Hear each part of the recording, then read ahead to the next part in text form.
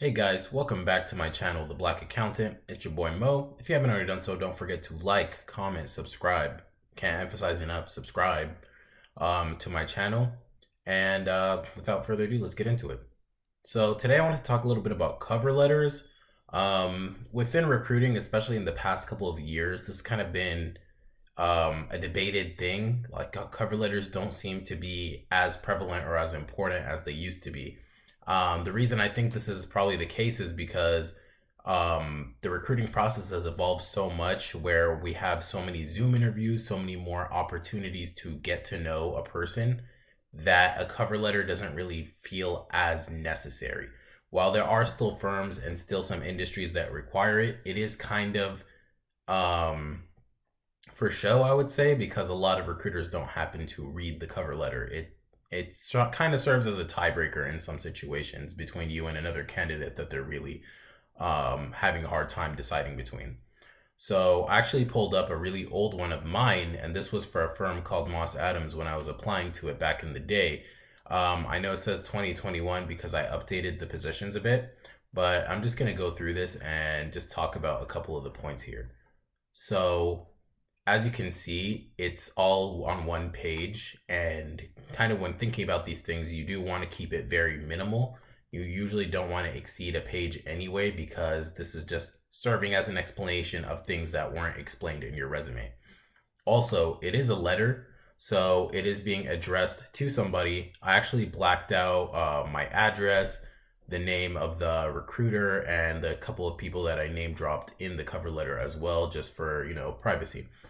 Um, so as you can see here, if you're actually reading this, I actually start off by talking about who I am and where I was from. I'm talking about, okay, an accounting graduate from California State University, Northridge, and the position that I was interested in.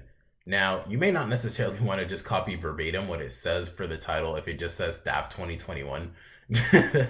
I remember that now, like when I'm looking at this, it's a little bit cringy, but you could actually put the actual name and the job position title.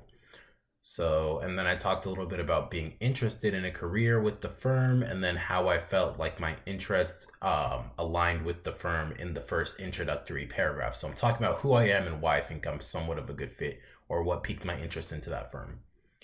The second paragraph here, I was kind of talking about where kind of got to know Moss Adams from, also who I knew from there that had an involvement into why I was applying, or why I really saw myself as a fit there. And then I transitioned a little bit more into a struggle that I had, and then how that related to me and how I overcame it, and how I think those qualities would contribute to being a good professional or a good employee at this firm.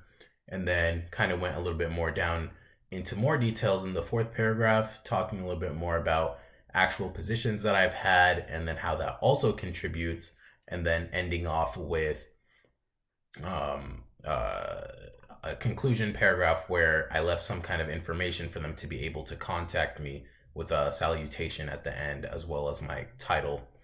And like I was saying, this is an older one. I actually, before I started recording this video, I changed up some of the titles just because I wanted to give a better example. I didn't fix too many of the mistakes just because I still wanted people to be able to see that.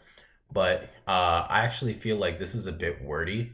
Typically speaking, I feel like successful cover letters typically are 3 paragraphs, somewhat a little bit longer than half a page rather than the whole page itself.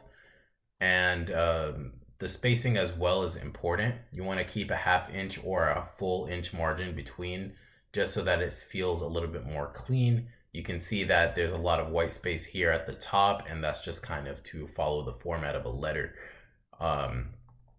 If I were kind of asked to submit this again, I would probably change this in a way where I wouldn't really touch the last paragraph. But within the first paragraph, you do want to name drop people that you know in a cover letter. You also want to talk about your experiences. You also want to name drop the position. And also you could name drop the firm itself multiple times. And while this isn't being actually sent physically, the address is still important, and you do want to kind of get these little details right, especially in detail oriented industries, just because it shows that you have attention to detail. I would say within accounting and consulting profession, you definitely do want to have an attention to detail. You do want that to stand out. So let me know what your thoughts are on the topic below. As do you guys still use cover letters? What are your thoughts on cover letters today? Do you think they're really that necessary in today's recruiting landscape? Do you feel like they're outdated or obsolete? I'd love to hear your opinion, but that's all I had for today, and I'll see you guys next time.